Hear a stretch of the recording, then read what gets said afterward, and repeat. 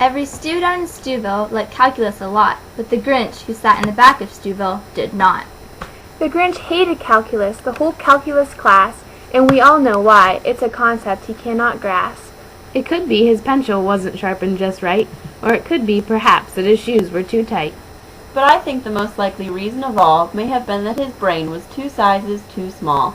But whatever the reason, his brain or his shoes, he sat there in calculus, hating the stews. Glaring up from his desk with a deceitful, grinchy stare, in cold room 11 he had nothing to share, for no Stew in Stewville was in a slumber. They are all busy now, finding critical numbers. And they're taking their notes? He snarled with a sneer. Tomorrow's the test. It's practically here. Then he growled with his Grinch fingers nervously drumming. I must find a way to keep that test from coming. For tomorrow he knew all the calc girls and boys would wake bright and early with mathematical joys. And then, oh, the A's. Oh, the A's, A's, A's, A's. That's the one thing he hated. All those good grades. Then the Stews, tall and small, would sit down to solve, and they'd solve, and they'd solve, and they'd solve, solve, solve, solve. They would start on the first derivative, then move to the second, which was something the Grinch simply could not reckon. And then they'd do something he liked least of all. Every Stew down in Stewville, the tall and the small, would stand at the chalkboard with their calcs in hand. They were the smartest kids around, the smartest in the land. They'd graph, and they'd graph, and they'd graph, graph, graph. And the more the Grinch thought of this Stew calculus fling, the more the Grinch thought, I must stop this whole thing. Why, for almost a semester I've put up with it now. I must stop the Stews from learning. But how? Then he got an idea. An awful idea. The Grinch got a wonderful, awful idea. I know just what to do. The Grinch laughed in his throat, and he made a quick Tim Levan tie and blazer coat, and he chuckled and clucked. What a great Grinchy plan. With this coat and this tie, I'll look just like Tim Levan. All I need is an accomplice. The Grinch looked around, but since troublemakers were scarce, there were none to be found. Did that stop the old Grinch? No, the Grinch simply said, If I can't find a partner, I'll make one instead. So he called his dog Max, then he took some red thread, and he tied a quadratic function on top of his head. Then he loaded some bags and some old empty sacks on a ramshackle sled, and he hitched up old Max. Then the Grinch said, Giddy up! And the sleigh started down to the homes where the Stews lay a snooze in their town.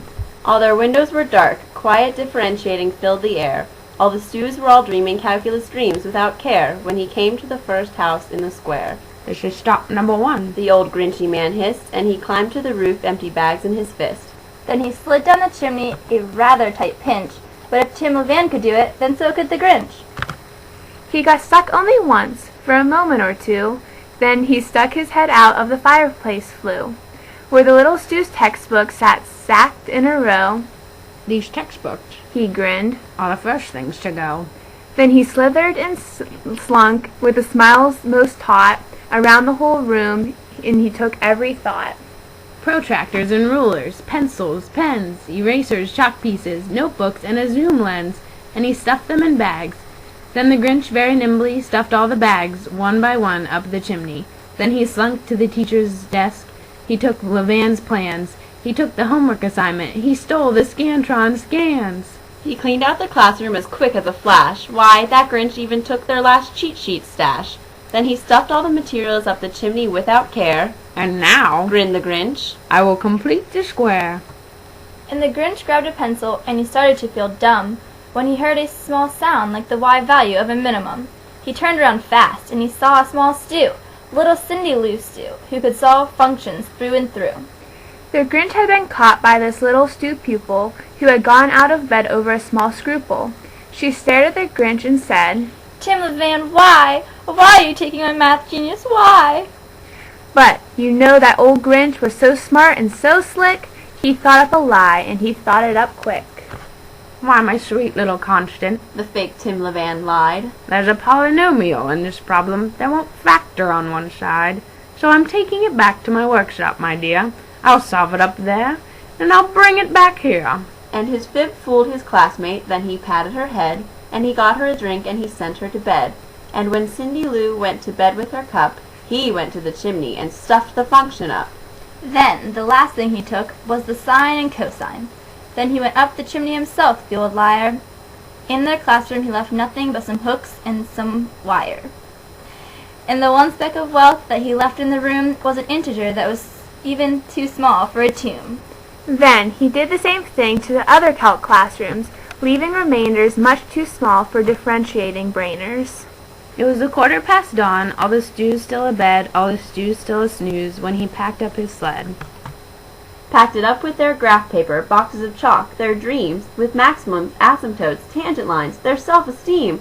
3,000 feet up the side of Mount Crumpet, he rode to the tip-top to dump it. Boo-hoo to the stews. He was grinchishly humming. They're finding out now that no calculus is coming. They're just waking up. I know just what they'll do. Their mouths will hang open a minute or two. Then all the stews down in Stewville will cry, boo-hoo. That's a noise Grinned the Grinch. that I simply must hear. So he paused, and the Grinch put a hand to his ear, and he did hear a sound rising over the snow. It started in low, then it started to grow. But the sound wasn't sad. Why, the sound sounded smart. It couldn't be so, but it was smart. Smart from the start. He stared down at Stewville, the Grinch popped his eyes. Then he shook. What he saw was a shocking surprise. Every stew down in Stewville, the tall and the small, was finding limits, without any calculators at all. He hadn't stopped calculus from coming. It came. Somehow or other it came just the same. And the Grinch, with his Grinch feet ice cold in the snow, stood puzzling and puzzling. How could it be so? It came without notebooks. It came without plans. It came without chalkboards, erasers, and Tim Levan. And he puzzled 3 hours till his puzzler was sore. Then the Grinch thought of something he hadn't before. Maybe calculus, He thought. doesn't come from a straw. Maybe calculus, perhaps, means a little bit more. And what happened then? Well, in Stewville they say that the Grinch's small brain grew 3 sizes that day. And the minute his brain didn't feel quite so dumb, he whizzed with his load through the bright morning sun. And he brought back the calcs and the tools for the day, and he himself didn't feel dismay.